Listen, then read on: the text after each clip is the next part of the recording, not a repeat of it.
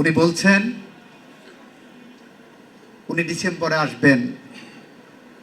আমিও বিশ্বাস করতে চাই উনি ডিসেম্বরে এসে কারাগারে যাক, আইনের পথ ধরে হাঁটুক।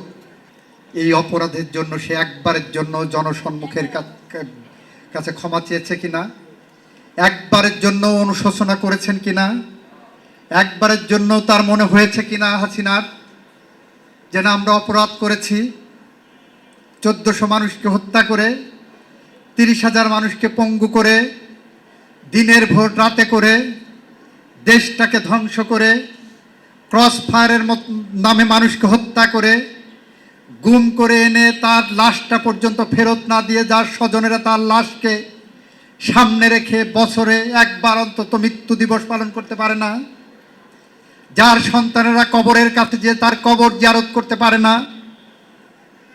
একবার ভাবেন তো এই ধরনের কোনো অপরাধের জন্য কারোর অনুশোচনা থাকা উচিত না?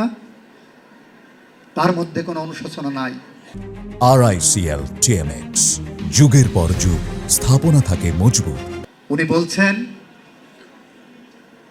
উনি ডিসেম্বরে আসবেন।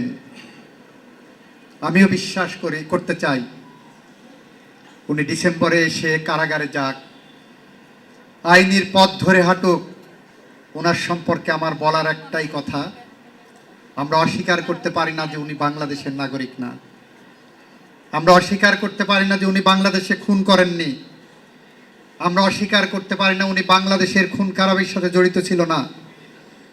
এটা একদিকে যেমন পাবলিক পারসেপশন দিবালোকের মতো সত্য, এটা ঠিক একইভাবে আদালতের সাক্ষ্য প্রমাণ দ্বারা প্রতিষ্ঠিত সত্য।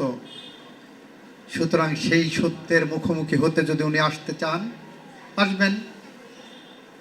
আসলে আইন তার স্বাভাবিক প্রক্রিয়ায় পদক্ষেপ নেবে।